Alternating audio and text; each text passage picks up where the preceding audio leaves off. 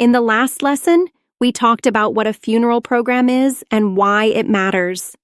In this lesson, we'll focus on how to choose the right funeral program template without overthinking or second-guessing yourself. One of the most important things to understand before choosing a template is this: there is no single perfect funeral program template. A helpful starting point is to think about the type of service you're planning.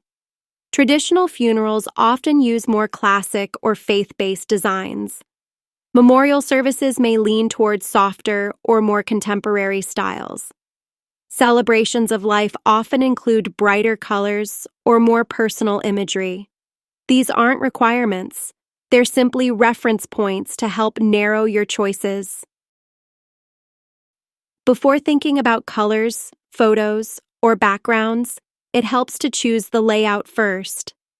A bifold program is the most common option and works well for shorter services. Trifold or multi-panel layouts are helpful when you have more content, such as longer readings, tributes, or multiple photos. Once the layout fits your needs, the design becomes much easier to choose. When you're choosing a template, it helps to start with a collection designed specifically for funeral and memorial services. The funeral program site offers a wide range of layouts created for real services, from simple bifold programs to more detailed multi-panel designs.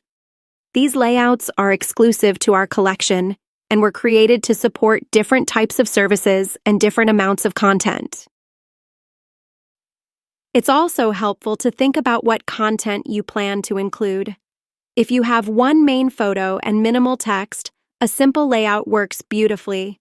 If you'd like to include multiple photos or a longer tribute, choose a template designed to hold that content comfortably. Let the template support your content, not the other way around. If choosing a template still feels difficult, that's completely normal. Many families spend more time on this step than they expect. Trust that your choice doesn't need to be perfect to be meaningful. In the next lesson, we'll focus on gathering the information and photos you'll need before you start editing, so you can move forward without stopping halfway. When you're ready, continue on to the next lesson.